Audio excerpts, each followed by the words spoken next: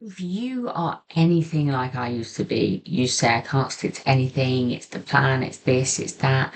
And I used to always wonder why I'd always burn out trying to do everything.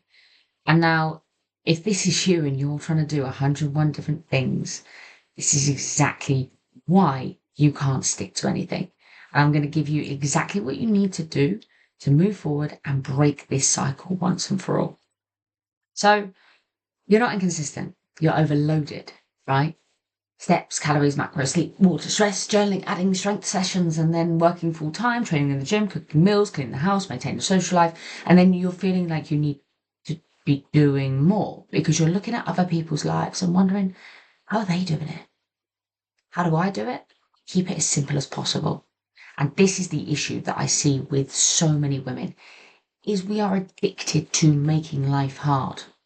So, for instance, when it comes to tracking your steps, okay, if you have 3 structured times throughout the day, before work, after work, maybe at lunchtime, where you go for a walk and you know roughly that that's about 10 minutes, this one's about 30 minutes, and that one's about 15, and you continuously do that, why do you need to track your steps?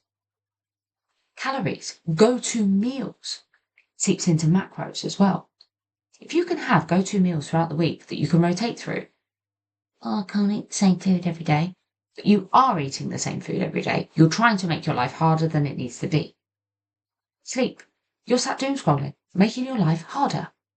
Not drinking water. Okay? Mental clarity is needed. Through drinking water helps. Stress levels. Are we worrying about things that we can't even fucking control? Journaling takes me 5 minutes. I write 3 wins, 3 things on my mind, 3 things for me, and then I do a physical, cognitive, emotional, social traffic light system. 5 minutes. Just lets me check in with myself. Strength training. Training 3 times a week whilst working a full-time job. It's fantastic. Okay? I get it done in the morning because that works for me. I don't know anybody that enjoys training in the evening when it's all flipping busy. Okay? Cooking meals. Why don't we batch cook some food? Save ourselves a little bit of time and money. Cleaning the house, right? It's got to get done. But do we all always have to do it one day and just have a massive spring clean, or are we actually doing that because we're putting off something else? Maintaining a social life. Just make sure that that's filling your cup and not draining it. This is the issue I see with a lot of people. There's so many different factors, okay? But then you go, oh, I should be doing more. So, motivation isn't the problem. Okay, we've been told this massive lie, okay, and it keeps us going. Motivation is like hormones, okay? Goes up and down, like a roller coaster. When life happens, we need structure that bends and doesn't break. Not rigid rules that crumble under the slightest bit of stress because you feel like a failure. Systems in place. You don't have to be perfect. You just have to know what you need to do. And that's the issue. You don't. If you are anything like I used to be, one missed workout, a biscuit, or waiting for Monday to come round, then this is the reason that your progress is feeling so flipping slow. Ruined everything, I'm a failure. I've already messed up, I'll just continue to eat crap even though you've only had a couple more biscuits than you planned, and it's not the end of the world. Wait for Monday, and then that motivation is there again, I've got this, and lo and behold, you can't stick to it. Nothing you're doing is sustainable, right? Now hear me out here. Doing less is better. Creates more consistency. You have fewer decisions to make, first of all. Okay? Reduce that daily choices. How many choices do you make each day? How many things do you think about? You're exhausting yourself before you've even started your own journey. Clear priorities. What is your focus this week? My steps, my training, my nutrition. Why don't you just start with one? Oh, because I'm not going to make progress as quickly. Well, you're not making progress by consistently being on or off track either. So why don't you just focus on one, build it up, get good at it, and then continue to build on that when it becomes easier? Just an idea. And building adaptation systems. You know, life's reality. What happens when you go away for a weekend? What, you just throw the towel in? Or can you focus on one thing? Can I take a water bottle with me while I travel? Can I get my steps in? Can I walk up and down the platform a little bit if I'm waiting for a train? Yeah. Can I make a plan for the food that I'm taking? I might take a yogurt bowl with me, or I might grab something on the way. I've got a bit of a plan. and it adapts. Oh, the shop's shut. Okay, I'll go and grab something else. Understanding nutrition, training, steps, all these things helps you. Okay? Now, how we do this here, we build a plan together. You ain't getting no PDF kind of thing sent over you, right? We have a very unique approach here. This is why I don't take on a lot of people to work with. I can't one-to-one help 100 people. We focus on what we can control, and this genuinely saved my life. From suffering with panic attacks and anxiety, feeling like a failure consistently, we focus on what we can control, okay? And let the elements of the external influences and stresses of life let go. Hard thing to do. Focus on what you're actually good at. Like, can we look into the things that you're really flipping good at? Because you're not going to know what they are straight away, right? I am.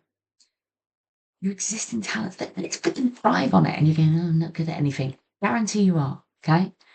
And this helps you shift from a negative to a positive perspective, right? Break free from the unproductive thought patterns that are just burning you out consistently, okay? Towards solutions, growth mindset.